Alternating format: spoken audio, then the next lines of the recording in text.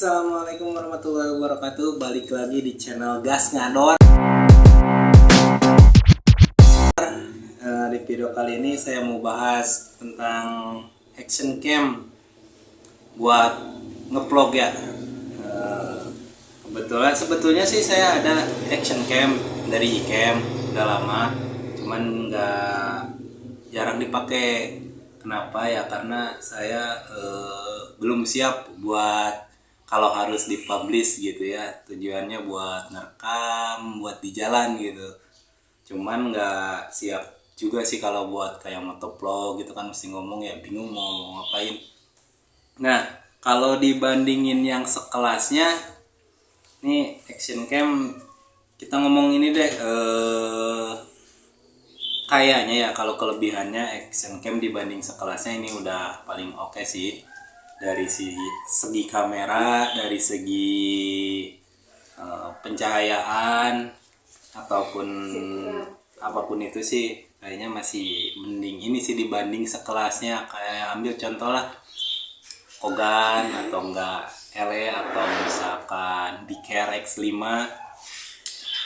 Cuman dari kekurangannya ya mungkin kalau Kogan Biker itu kan ada LCD-nya nih. Sini kalau iCam kan nggak ada dia. Cuman agak repot aja sih kalau kita mau setup gitu video buat ngerekam gitu ya, mesti buka HP atau ya cek di aplikasi. Menurut saya repot sih. Tapi kita coba deh biar nanti teman-teman nilai masih layak gak sih iCam di tahun 2025. Kita coba buat ngevlog di jalan, oke?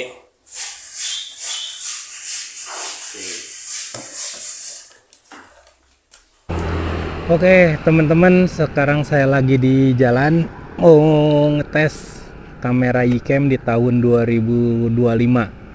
Apakah masih layak buat motovlog atau buat ngevlog lah ya.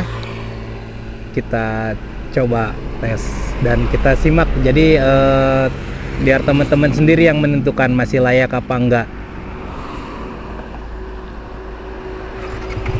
Oke. Yuk, gas ngador. Oke, kita coba di jalan raya. Oh ya, wis ada orang nyebrang, guys, hati-hati. Oke, oh ya, saya merekam ini di resolusi 1080 30 fps ya. Harusnya sih di 60 fps kalau buat vlog ya. Cuman karena nggak ada persiapan, SD cardnya belum saya ganti gitu ya, jadi ya udahlah ya seadanya. Kalau untuk action cam sih bagusnya kan di SD cardnya itu pakai yang ekstrim atau enggak yang ultra gitu.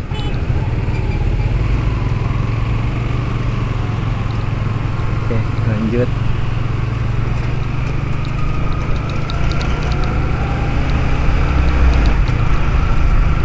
Ya, jadi buat patokan juga nih teman-teman yang mau nyari action cam yang murah gitu.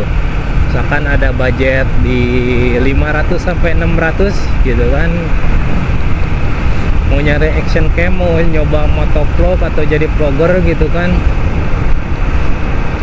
Kalau di sekilas sih ya dibandingin di harga segitu, ada action cam Biker X5, terus ada Kogan sama Brika yang versi light. Ada 4 deh sama iCam nih. Kalau ada 4. Jadi kalau misalkan budget segitu pengen pilih mana gitu kan. Kalau saya pribadi jujur langsung pasti milih iCam. Meskipun harga 500 atau 600 gitu ya. Di kamera lain kalian dapat yang grace yang baru gitu, tapi kalau menurut saya agak kurang sih di pokoknya entah apanya lah, agak kurang gitu dibanding Gcam. Gcam di harga segitu kalian dapat yang second, dapat yang bekas tapi mantul. Kalau yang lain dapat baru tapi hasilnya nggak sebagus Gcam sih kalau menurut saya ya, setelah saya lihat channel-channel yang lain gitu bahas ABCD gitu kan. Nah, dan ini nih hasilnya, apakah terlalu mantul-mantul atau enggak gitu, atau lumayan lah buat pemula gitu seperti saya gitu. Oke, jadi gimana teman-teman, sudah dapat pilihan gitu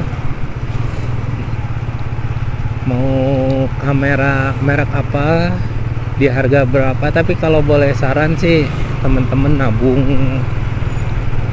nabung dulu, kumpulin, terus ambil yang bagusan yang udah ada ace-nya gitu ya, yes, biar hasilnya juga nggak mantul-mantul, biar nggak goyang dompet pokoknya. Malah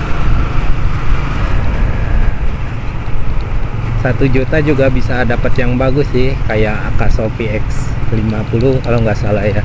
Terus Brika yang udah S-nya, di Care, di Pro 5 itu udah ada S-nya, bisa dapat yang bagus sih.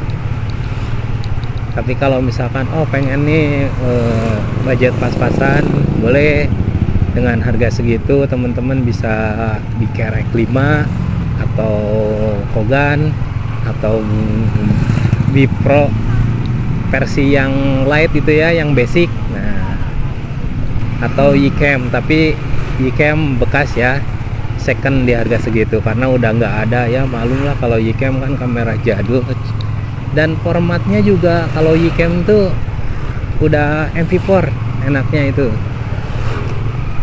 nggak kayak Kogan gitu ya, atau Brika aja nih yang basic itu formatnya nggak MP4, MOP kalau nggak salah. Jadi mesti di ekstrak atau dirubah dulu biar jadi MP4.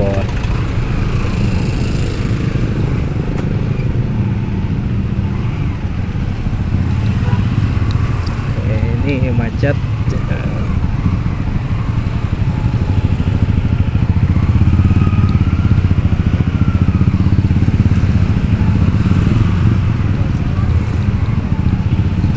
Oke, segitu dulu teman-teman buat review Gcam di jalannya. Kalau teman-teman suka, boleh like, comment, subscribe, oke?